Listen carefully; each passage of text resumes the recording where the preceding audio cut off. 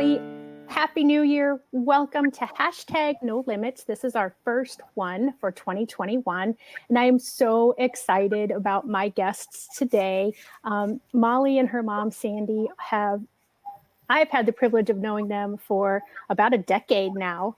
And it's been such a joy it wasn't a joy reason that brought them to me, but it has been a joy to watch Molly truly become a whole new butterfly. Hashtag is about people that society has placed limits upon, but they have busted through those limits. As a special education teacher and as a master IEP coach, I see those kinds of limits being placed on people all the time, but thankfully, I also get to see people like Molly busting through those limits on a regular basis. And the reason I said that Molly has turned into this beautiful butterfly, not that she wasn't before, but my example of we know who we are today, but not who we will become, is the caterpillar turning into the butterfly.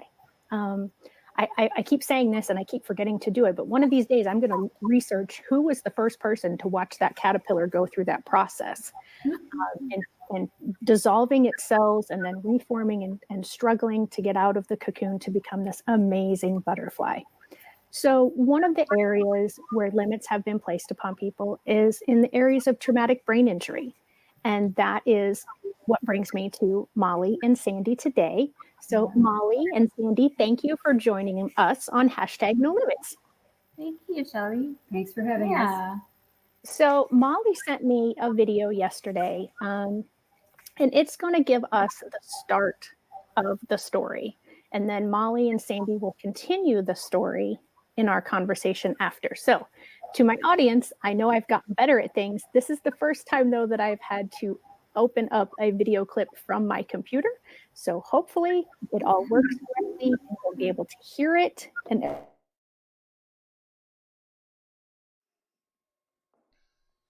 This story belongs to Molly Carver. The facts of the story have played out in her mind, body, brain, and spirit.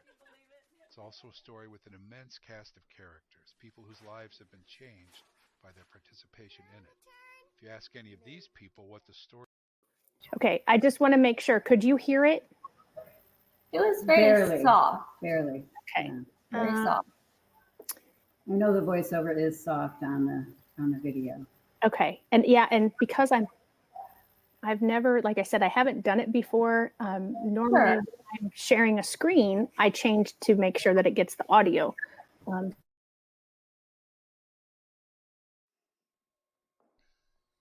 This story belongs to Molly Carver. The facts of the story have played out in her mind, body, brain, and spirit. It's also a story with an immense cast of characters, people whose lives have been changed by their participation in it. If you ask any of these people what the story means to them, you will of course get a different answer. It was about 8:30 p.m. on March 3rd, 2006. A car holding a group of high school friends hit a utility pole. A wire came down. Any better? A little better, I thought. It's better, but it's like too soft. My headphones off and see if that makes it better. Because now. Yes, you're choppy, but Okay, so let me try it this way and maybe the sound will come better since I'm not running it through my headphones.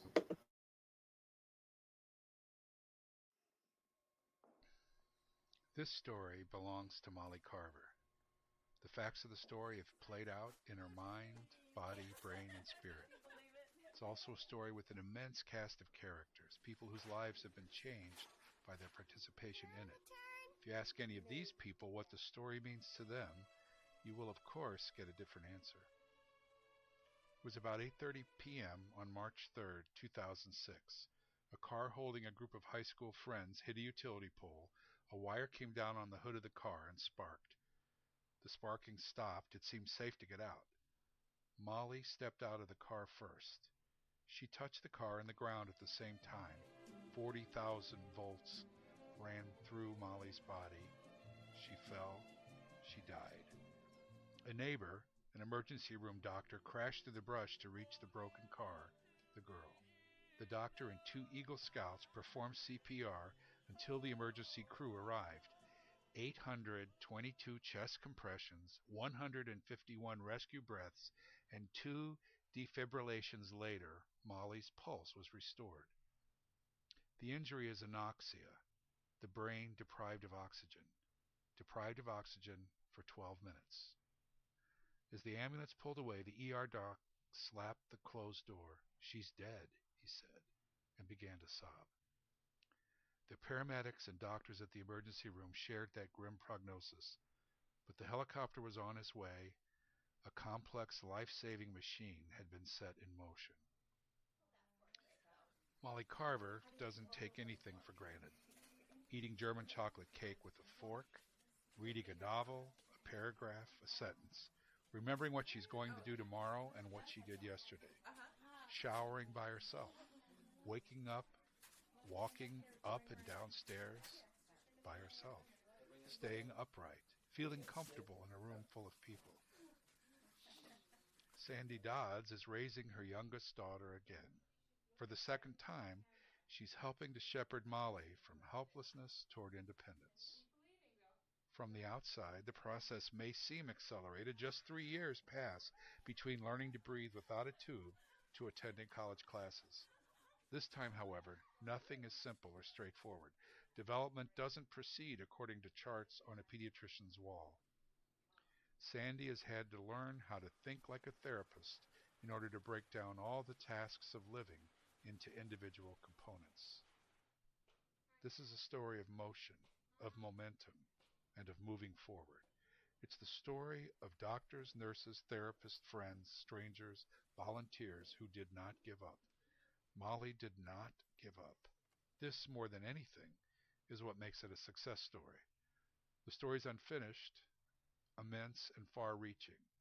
This film presents a version of that story, collecting its strands and characters and voices and inspirations. Oh, goodness. All right. So hopefully, I'm going to turn my volume down now because otherwise I'm going to start having some feedback here. So hopefully, I see that we have several people watching. I hope that you were able to hear that. Just in case people were not able to hear it, Sandy, if you, because I didn't ask Molly this ahead of time, so I don't want to put her on the spot with this one. But Sandy, if you could sort of go through and just do the highlights of that, as far as like what happened, just briefly, in case the volume didn't come through. And somebody who's watching, if you want to tell us if you could hear it, then we don't have to have them go through that again. You're going to wait to see if somebody says anything?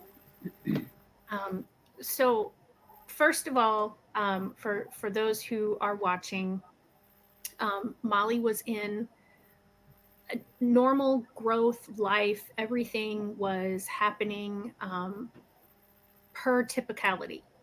Yes. And then at the beginning of that video, it says, and you saw that, she was playing the violin, she was hanging out with her friends.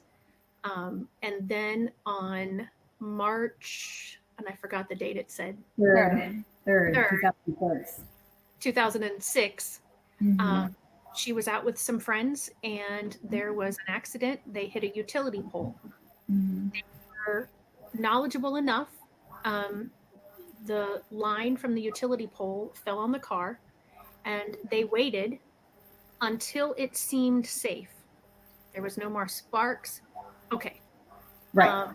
So we do have someone who says he could hear it clear, but he was a little bit late joining. All right. So for Michael, I'm going to catch you up. Hopefully we'll get you caught up to speed. The line stopped sparking. You thought it was safe to get out. Yes. You got out of the car and you touched the car. And the ground. And the ground. At the same time. And it turns out the ground was electrified. Either it had stayed electrified or there was additional voltage shot through the lines, which the power company does. They are called reclosers. They try to reclose the line. So that may have been what extra happened. voltage, perhaps. Right. which is Okay. why I got zapped. Which is why you got zapped. Okay. And so then serendipitously, this accident happened near a residence of a doctor, In his backyard. Yes, an ER doctor. an ER doctor, and there were two people in a vehicle that came up on the scene who were both Eagle Scouts. Is that correct?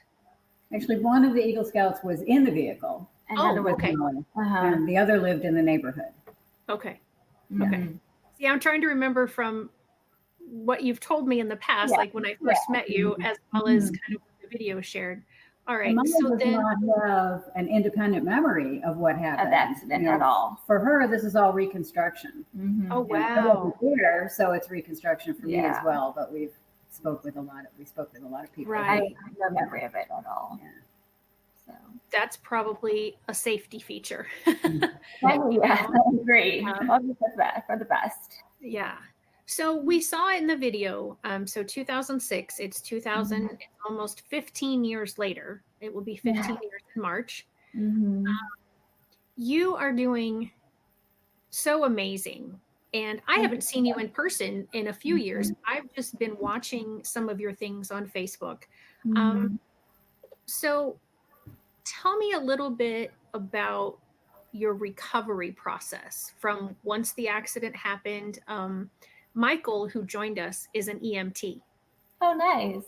So, Michael, I hope you heard the part where how many chest compressions, the fact that the doctor, the ER doctor, when he closed the doors of that ambulance to send her on her way to the hospital, thought was not going to make it. I was dead. Yeah. Yeah. So, And yeah, just amazing. Well, when Mama graduated high school, I just want to interject this. You're fine. In 2008, she graduated high school, and we invited all of the people from the fire department and the EMTs to the party, and they came. all of them came, yeah. They came in their equipment. We have a long, narrow driveway, so they parked half a mile away and then shuttled in themselves the back fire there. truck. Right. And, Oh, you know, how awesome. Yeah. we often see people who were on the scene out in the community, and they always, It's just lovely to see Acknowledge, them. Yes, it's very heartwarming to see someone who is involved in my life saving. So Yeah, I can imagine how that feels. Now there was someone, and I believe his first name was Ken, that had commented that he was there, and I invited him to join today. So I hope that he's been able to get the availability in his schedule, because it would be to me very interesting to hear from someone who was there. yes, definitely. I mean, you were there, but you don't remember. I was there, but yeah. Yeah. So okay, so so your recovery. So you went in the ambulance, you were actually dead. I mean, like you were they called it for like, was it 10 minutes or 20 minutes or 12. 12. Okay, right in the middle. That's based on the ambulance response time from the time that the doctor's wife called until they got there. It was at least 12 minutes. It might have even been a little bit longer. So she was without oxygen to the brain For that long. Yes. except by virtue of the CPR. So Yes, the CPR is why I'm alive. Wow. and not So stopping CPR is why she's continuous alive. CPR. right. So was it between the two Eagle Scouts and the ER doc that you were getting the CPR? Yes. The ER Because I would doctor- imagine for that Mm-hmm. I would imagine for that amount of time they would. It'd be One exhausting. Yeah. Yeah. Yeah. But Dr. Byler, who we're great friends with now, by the way. Yeah. Yeah. But he did all the chest compressions. He just What was it? 822. Yeah. 822 chest compressions. He counted them. That's why we know. Yes. Oh So my gosh, that is just incredible. So they thought you were dead. I mean, so they gave you that limit right there and then.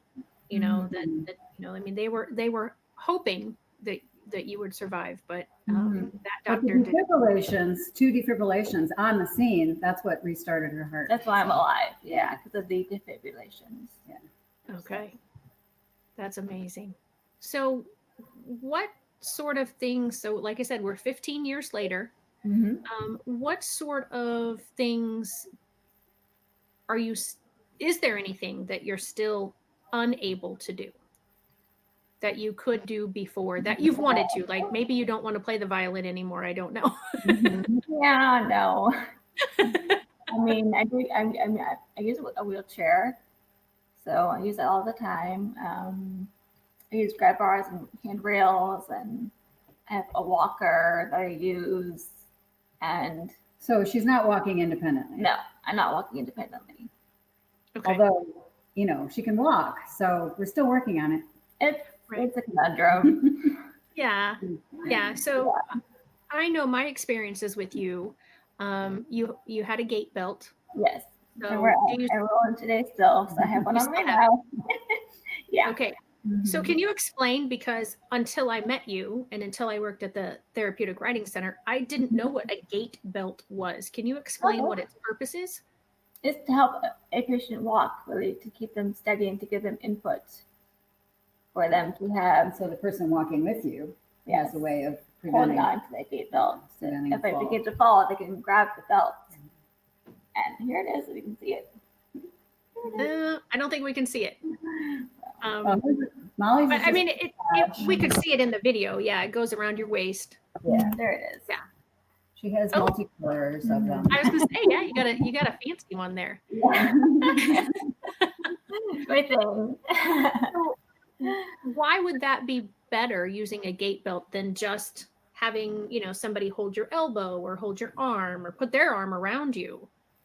I think it's because of the input I get, that there's actually someone with me, having the security of someone else's mind on my body, I guess. That makes sense at all. And from my point of view, it's just much more secure to help her not fall. So to prevent a fall. Yeah, because I tend to fall. It's around her core being. So Mm-hmm. you've got just much more control over Molly's body when she loses control. I do lose control often. Do you still? Yeah, I do. Yeah. Well, there's And some anxiety that Molly has that has contributed to her inability to walk independently. And we just trying to pin down the cause. It's related to her vision, I think, because early on she did have some falls, and then Bad falls. Yeah, and then she's kind of realized that her vision was compromised, and maybe she hadn't realized that before. And how do we know, not being in her eyes and in her brain? So, but we figured out pretty soon that she had some vision issues. And they might be the cause of the anxiety, or they might be caused by the anxiety. We don't really know. Yeah. We keep trying things to sort of break that. Yeah, I wear glasses, and I have glasses, lots of different pairs of glasses, probably 4 or 5 pairs of glasses I have. She had 4 years of vision therapy, 3 years starting in 2007. And then a couple of years ago, she did another year of pretty intensive vision therapy. That helped for a while, and then it didn't. And that's, a lot of things happen like that. They help for a while, and then it goes away for some reason. Yeah. Could be anxiety. I don't know. And I wonder if hypnosis. I'm sorry, what? She's been under hypnosis. Oh, okay. Yeah, she's been. We did Peak Brain Institute. That's neurofeedback. We did that for 6 months last year, and also helped for a little while. Yeah. So. Yeah, I would think, because and I am not a psychologist or a psychiatrist. I just tend to have some thoughts, basically. Sure, I would think that that anxiety maybe is somehow connected to that it was because you stepped down, that it was a step that you took that created the electrocution of yourself. Oh, that maybe there's some kind of psychological thing there. A link. Huh. I have no idea, and I wouldn't know how to fix that if that is the case. But that's just I never thought. That's the first thing that came to me when you were saying that there's that anxiety about walking. I have anxiety, and I've been able to sort of just think and pinpoint things. And that's always something that I've enjoyed is figuring out what causes behaviors. And anxiety is a behavior. So, and then I would also like for you, you talked about that she did vision therapy. A lot of people, I recommend people often to do vision therapy, but I've never spoken to someone who's been through it. And I am so sorry because mostly what we're talking about so far was not stuff that I'd sent you ahead of time. Fine. No. So can you explain a little bit what vision therapy did for you and kind of maybe some of the exercises or the things that you had to do in vision therapy? Well, I think it really helped me for a while. And then it didn't. Yeah. Remember some of the exercises? I did a lot of eye movement exercises, like back and forth movements, with my eyes. You also had colored glasses for a while, so there was some light component to it. I've had blockers. I have like blockers on my eyes. Oh, okay. To compress my field of vision, I guess. Well, and then try to expand it later. So yeah, because your field of vision was narrowed. They thought I had a very narrow. the bottom was sort of cut off, which goes to stepping. Right. If you're not seeing the ground that readily, if you're seeing it way ahead of you instead of right where you are. Right. Little depth perception, issue going on there. For sure, Yeah. And then a lot of your vision exercises also involved some physical movement of your feet and your hands, and so it's all very connected. Yeah, it is so amazing how much our movements are connected to all kinds of different parts of our body and our brain, and we just take that for granted. Yes, it is We annoying.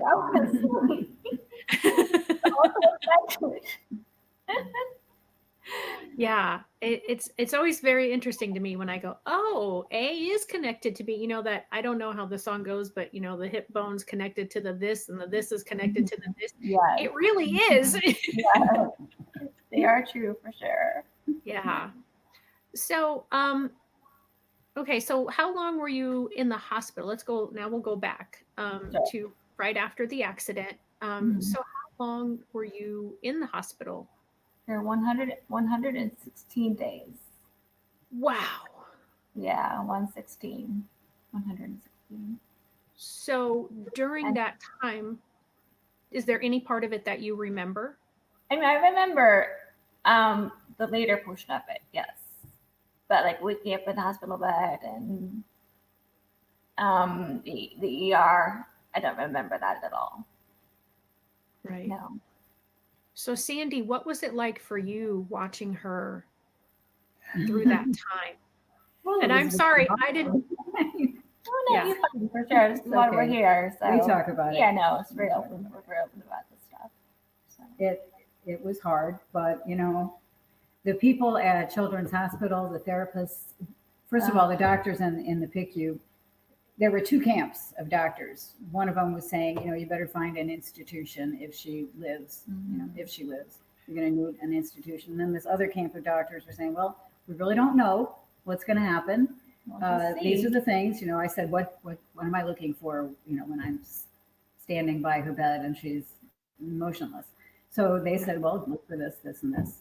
And I went with that camp of doctors because it made me feel better. And I appreciate the I don't know. I appreciate it when people acknowledge that they don't know everything and there are possibilities. And there's room for hope. Yeah. It's kind of like why I was.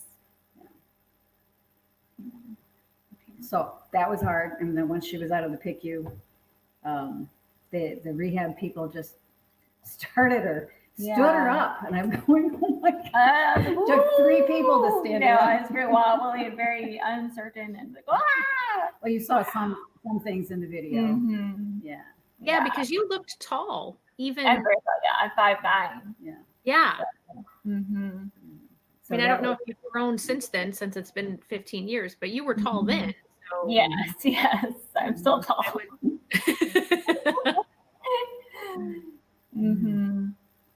So the 100 we had people, since they jumped in, I decided I could jump in too. So I was there. I lived in St. Louis for in the room with Molly Like me in the hospital. for the whole time. I think other with Yeah. one weekend when I wasn't there. Yeah, my sister came one weekend. Yeah. They gave us a good room after a while, so that was They good. did, yeah. Yeah, and I'm so thankful for the doctors who were honest with you. And I think from my experiences, I think that's what most people want, is that, you know, we don't know what's going to happen. This might happen, but this might also happen. Right. Instead of, well, this is going to happen. Yeah, exactly. Would you agree that? I mean, I think you said it, you appreciated that, you know, they weren't 100% sure what was going to happen, but they were hoping for positive things. Yes. Yeah. They're open to, you know, they're open to other ideas and open to not just this one.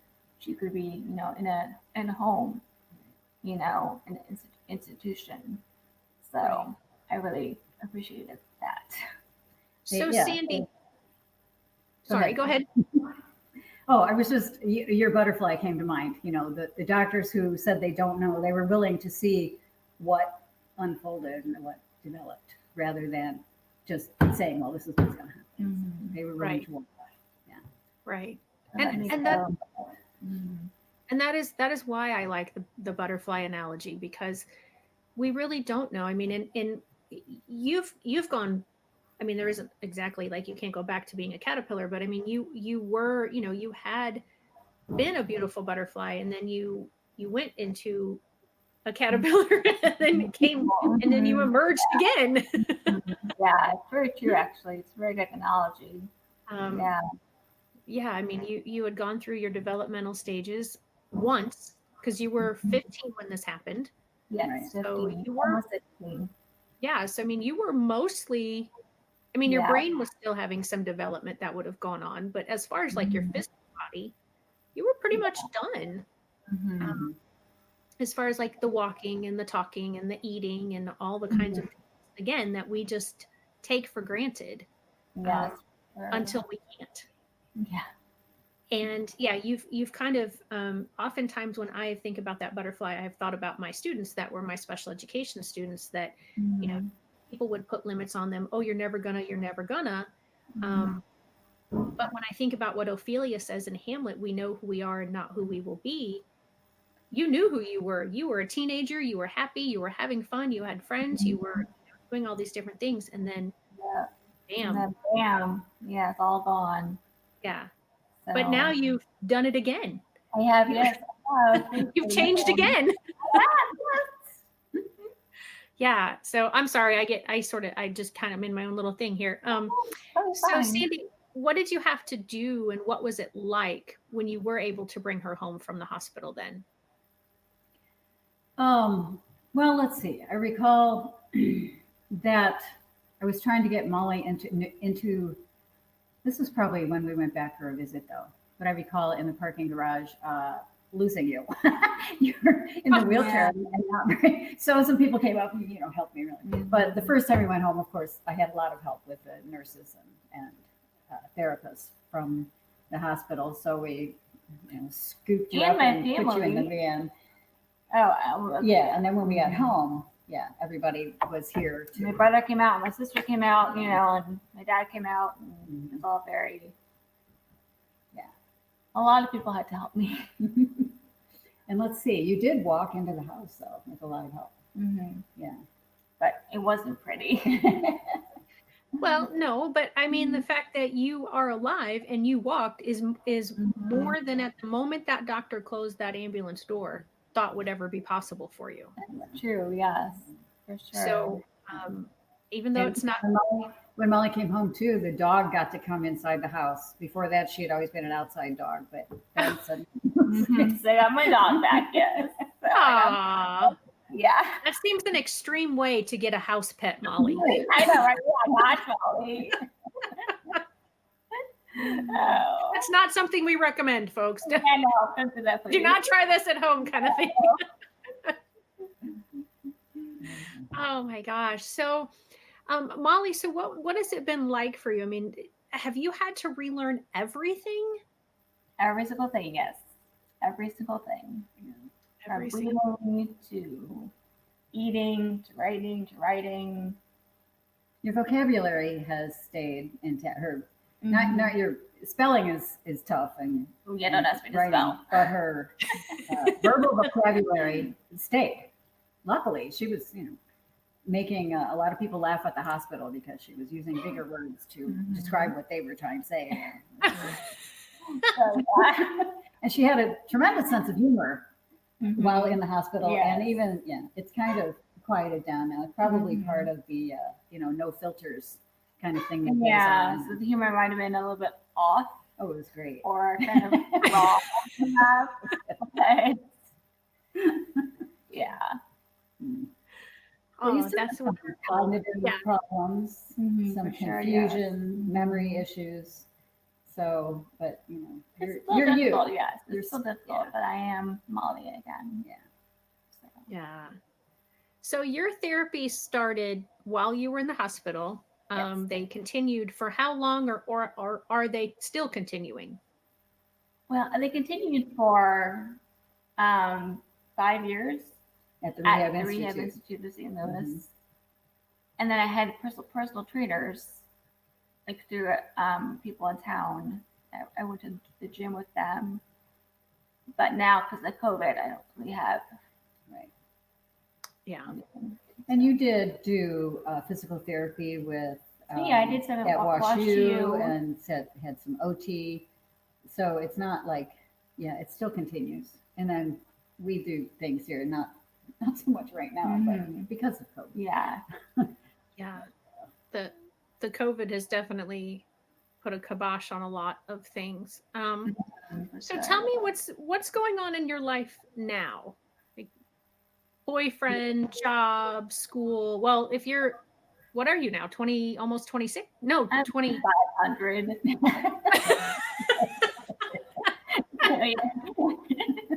No, you're like almost, are you 30? 28.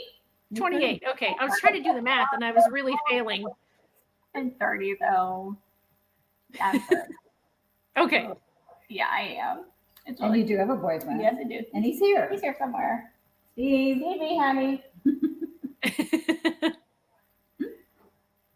Come say hi, babe. Hello.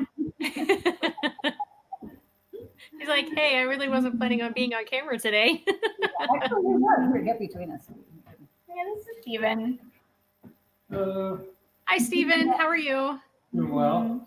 Good. So I'm going to put you on the spot now that we literally have you on the spot here.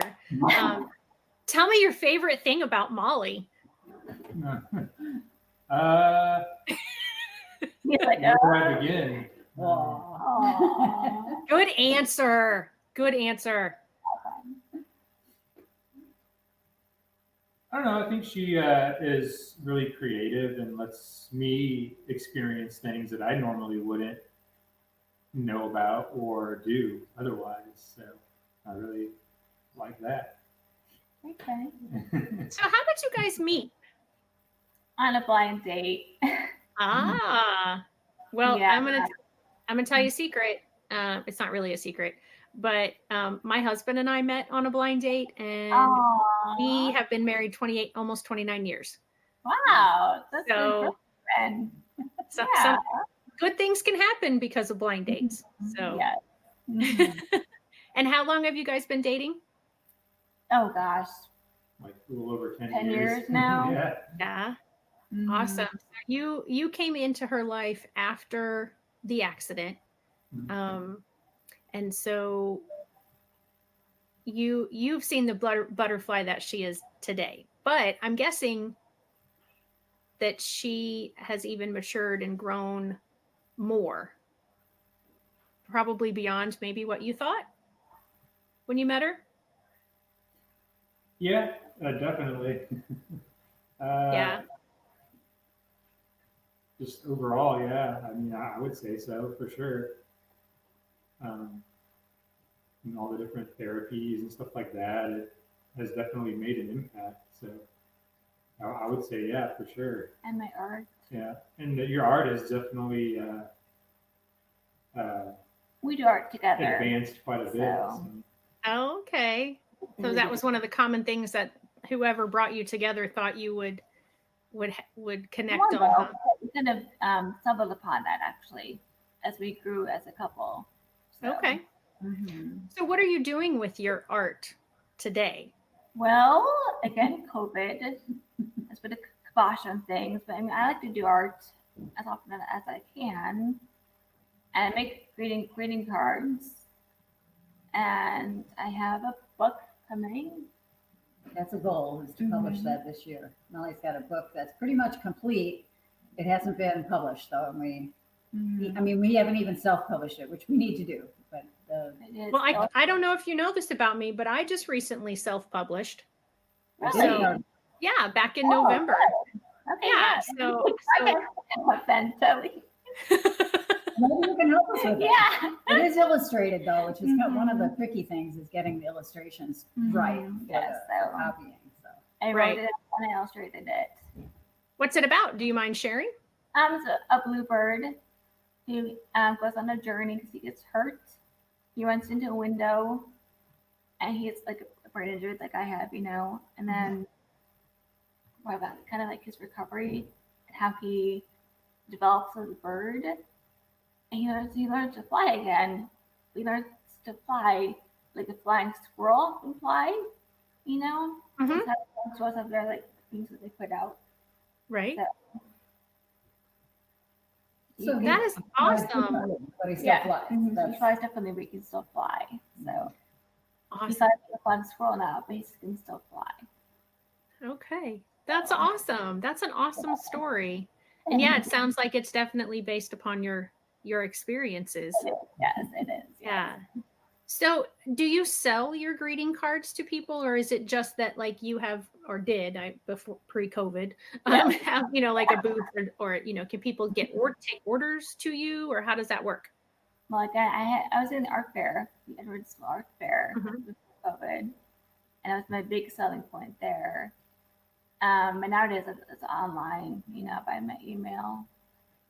Yeah, but you have things at the Edwardsville Art Center, shops, yeah. But most of them, they're just not fully open. I have things at like a local gallery in town and Frames by 3. Yes, so okay. I'm around town, but. And then there are some businesses, at least one, well, 2 businesses that have bought them as Christmas cards for their businesses. So those are pretty good sales. Awesome. So if people wanted that watch, because I have people that watch from all over the country. So you said you do have a website, or? No, it's it's in progress. Because it's in progress. Yes. But if they wanted to email Molly, mollyjcarver@gmail.com, we could certainly. Okay, I'm going to type that in really quick. mollyjcarver@gmail. Well, if I could spell Gmail, I will type this in. Okay, so you should hopefully see that pop up. So look, if you can look at it, tell me if I typed that in right. Because we don't want people sending some other person emails asking about greeting cards and you not getting the business. So if you are interested in greeting cards, now do you make them for all year round, for all types of event, like birthdays, anniversaries, Christmas? They're pretty much almost like universal cards. I do a lot of Christmas cards, but then I do like just kind of. Yeah, you do occasional cards. Occasional cards, we call them. Okay, all occasion cards. Mm-hmm. Yeah, awesome. Cards and. I don't see the email address yet. Oh, maybe for some reason. Normally, my guests can see on the right-hand side. There's a strip that has comments on it from guests. I can put it up on my screen though, just so you can see it. Can you see that? That looks right. Mm-hmm. Okay, awesome. So yeah, if anyone is interested, send Molly an email and she can work with you on some all occasion greeting cards. I know she. Of them, so we can send images. Oh, awesome. Beautiful. Yeah. And then hopefully in 2021, she will be having the book about the bluebird coming out. That will be awesome. I hope that happens for you. It will And happen. I will definitely chat with you after this and kind of, direct you down, or not direct you, but tell you the path that I went down to do it. And Yeah, if you for want to take that sure. path, you're Yeah. certainly welcome to. So before COVID, were you working anywhere, or is your pretty much sole source of income from your greeting cards? Like any cards and from You're on. I'm on yeah, SSI. Yeah. SSI Oh, okay. and Social Security. So Okay. Very Yeah. little really off of it. yeah, I don't really make money off the greeting cards. Yeah. Keeps you So, going. so you live, I mean, pretty independently, but with your mom? Yes, Or in my mom's house. Yes. okay. Yeah. Mhm. So are there things that I'm just trying to remember the things that I told you I was going to ask you to? We talked about the therapies. What were the therapies? I don't think we talked about this that helped you the most. Art therapy. Really? For sure. It really woke my life up. Yeah. It really just opened up and opened my eyes up and just was very. That's interesting. Yeah.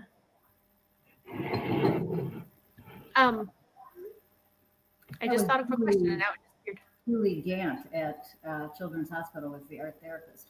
And Molly, for one of your classes, you went and interviewed her for one of your college classes. You went and interviewed her, and I don't remember, was it maybe for a psychology class? But Julie, That was really nice. We did art together, but she was really getting me to talk about my feelings and how what was troubling me by using art as a vessel, to get me to open up to her and kind of figure out some of my problems that were going on with me at the time by using art. Yeah. So. Yeah, art therapy is a great tool for helping with anxiety. Oh, for sure, yes, definitely. Yeah. And yeah, a lot of times we don't know what's bothering us, but if we can sort of get our mind off of intentionally trying to figure out what's bothering us, it will just come out through conversation. Yeah, so that's awesome. So doggone it, there's this question that keeps floating around and I catch it and then it goes away. And so is there anything that gets you down, like when the premise of this show is no limits, and a lot of times those limits aren't physical limits that someone says no, you can't go in here. It's attitudes. Do people treat you differently, and do they and by that do you think that they think your intelligence is less, maybe because you're in the wheelchair or because you have the gait belt? Yes, I think that is true. Yeah. Yeah. Do you see that a lot, or is it just a few people here and there? And again, you have pre-COVID, of course. But yeah. I do notice people like look at me a little bit differently and like, okay, what's up with her, And children, for sure, are very curious about what happened to me and they don't really get it. So. Yeah. But they're not afraid to look either. Yeah, and they just, they're very curious. So. Yeah. And what advice would you give to parents whose children are doing that? Just talk to them, let them know, this is a person just like you're a person, and they can love like you can love, and they can, have all the same feelings that you have, but there's a little bit different is all. So it's okay to open, That's beautiful. I love that. Because that's so true. And I often think that we don't intentionally teach that kids are different and therefore something's wrong with them. Yes. It's just because people don't understand. And so I think we need to intentionally teach different doesn't mean wrong. Yes, exactly. Or less.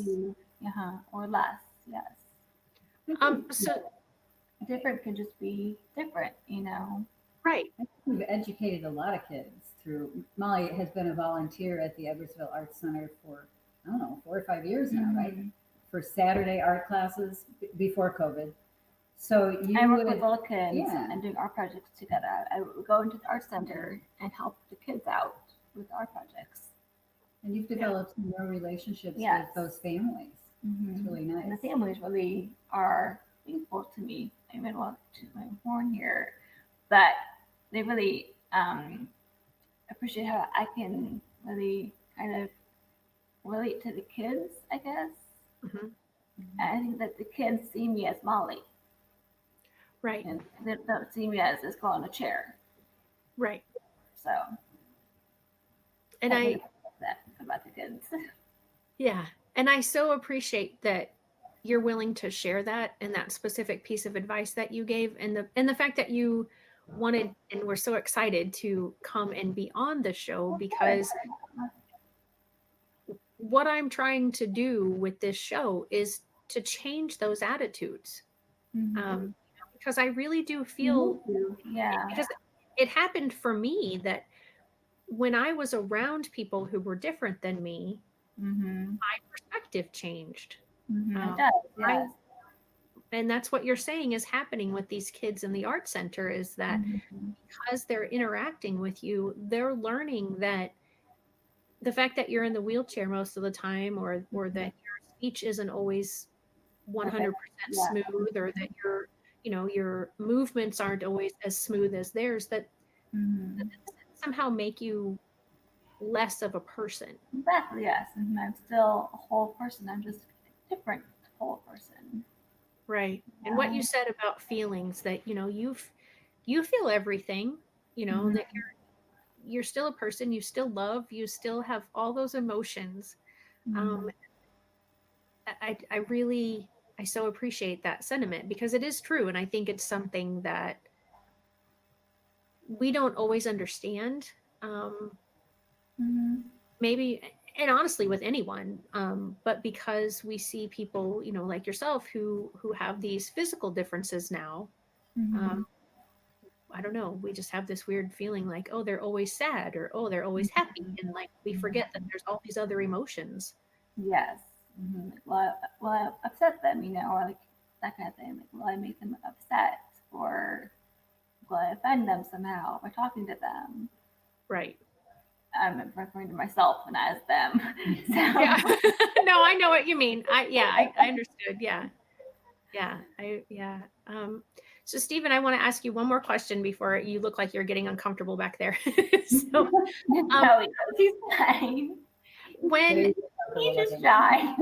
Oh, well, and plus I didn't really, warn him that I was going to talk to him or ask him anything. So, but when you were out with Molly, I mean, again, pre-COVID, do you see people looking at her that maybe she's not seeing, or people, do you maybe buffer not reactions, but interactions between her and other people as a way to sort of protect her? Yeah, that's a good point, because sometimes you kind of have to a little bit, because sometimes it's like other people's help isn't exactly all that helpful. And I'm sure like Sandy and everyone that knows Molly, that's been out with her a lot, has experienced that at least a few times, where you'll have someone who's really got the best intentions, or they're trying to be really helpful, and just kind of have to be like, oh, thank you very much. But also I kind of really just need to like be the one helping Molly right now. So I think she was like, do people look at me differently? Well, yeah. I mean, you notice that also, but not really a ton. That's good. I think you just ignore it. Yeah, I ignore it. I mean, I just, yeah. We just live our lives, We used to talk about, though, when you go into a store in the wheelchair, that the sea of people just parts. Yeah, they're like, oh yeah, she's in the wheelchair. I'll move. Well, that's not a bad thing. I mean, I'm not an alien, Yeah. So. Yeah, I know, we have a mutual friend, Fran, that I do Fridays with Fran, and she's in a wheelchair a lot of the time now. And Mhm. she has said that people treat her as if she is somehow intellectually deficient now Yes. because she's in the Yes. chair. Yes. Wow. Like we're somehow like less smart, I guess, because you're Right. in a chair, you know? Yeah. Like you don't know how to be a full person, I guess, because you use a chair. They think. Yeah. People They think think that, that. Yeah. mhm. Yeah. Yeah. Just more like I hate to use the word like dumb, you know, but it's really Yeah. We talk about Fran. I love Fran. She's one of my favorite people in the world. She's pretty awesome. Yeah. She was hoping to join today, but she usually has something every Tuesday, unfortunately, at this time. So she'll watch it later, Yeah. but she doesn't always get to join live. And I know she wanted to because she was the one who she was like, hey, you need to reach out to Molly. She would be a great one for the show. So and yeah, I was so glad that she reminded me that, you know, that you'd be an awesome person to interview. And she was absolutely right. You have been an awesome person to interview today. And I so appreciate Stephen joining us and your mom, Sandy, joining us. And we've got a couple minutes. If there's anything that you would want to say or advice or just anything else that you maybe thought you wanted to or you were going to say today that you haven't had an opportunity to do so yet. I think in regards to the people in wheelchairs, you know, I think just being kind and treating us as people would really be something that would be important to get out to uninjured people, I guess. Yeah. You know? Yeah. So. All right. No, I just have to say through all of this that I'm not on camera anymore, but Yeah. that Molly's positive attitude has been astonishing. Most of the time, you know, it's not always like Yeah, I have my moments. Well, I would hope so. Otherwise, I might think you were a robot if you were happy all the time through this. But she's had a great attitude and a great sense of humor that has helped. I try to stay positive, but you know, I have my down moments. You know, I have my downtime too. You know, I have my dark days, as everyone does. But I just realized, you know, I'm alive, and I can be a person, and I have love around me. You know, and it's just I have an ability to help. So I want to. Yeah.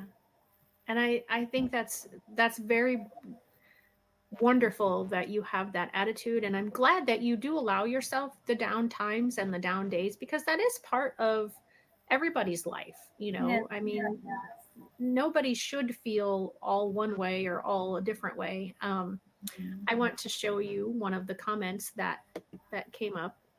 This is from Michael. He's the EMT that joined us earlier. Molly, you are such a strong young woman. Keep up your determination and never stop reaching for your goals. Thank you, Michael. And Bronwyn Stormer says there is room for hope always. That's so true, Bronwyn. Yes. And Michael mentioned earlier, which I didn't show, but his daughter, he was on a couple of weeks ago, and his daughter was at Children's for a lot of her life, and so he has the same wonderful experience at Children's that it sounds like you guys have had. Yes, so, I love our therapists. They're so magical. Yes. Yeah, we are very lucky in the St. Louis area to have Children's and Cardinal Glennon, and we are very blessed with those institutions in our area. All right, Michael just popped something else up here. What did he say? You have an amazing support team as well. Yes. Yeah, her mom is pretty awesome. I'm sure you figured that out already, but just in case, I'll throw that out there that Sandy has been an amazing support. Here she is. There she's back.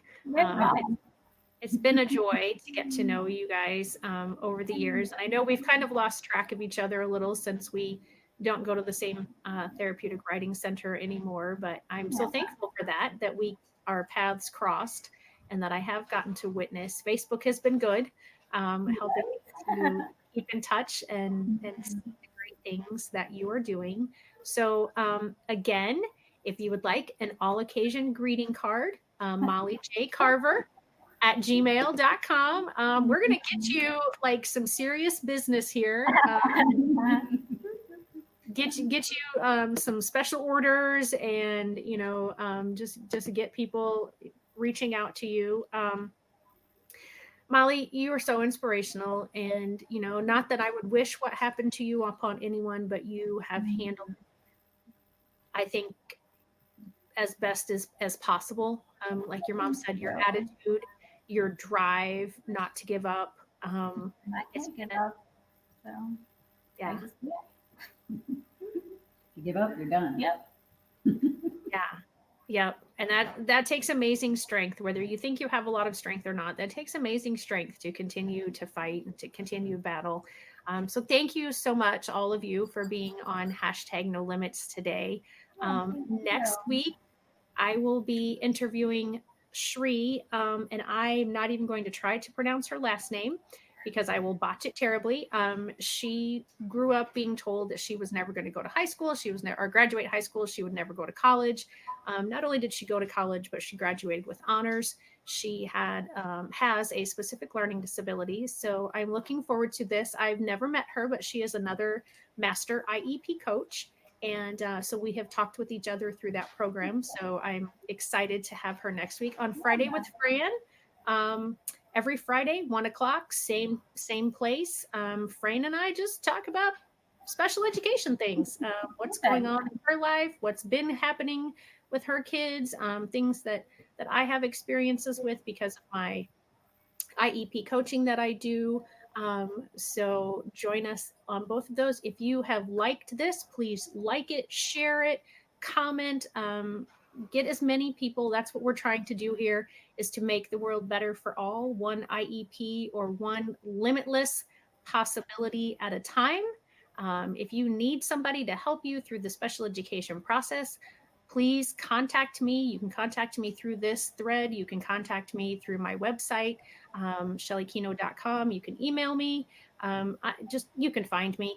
If you found this, you can find me elsewhere. So again, thank you so much. Happy New Year to everyone. Happy New Year to Sandy and Molly and Stephen. And again, thank you so much. Everybody have a great day.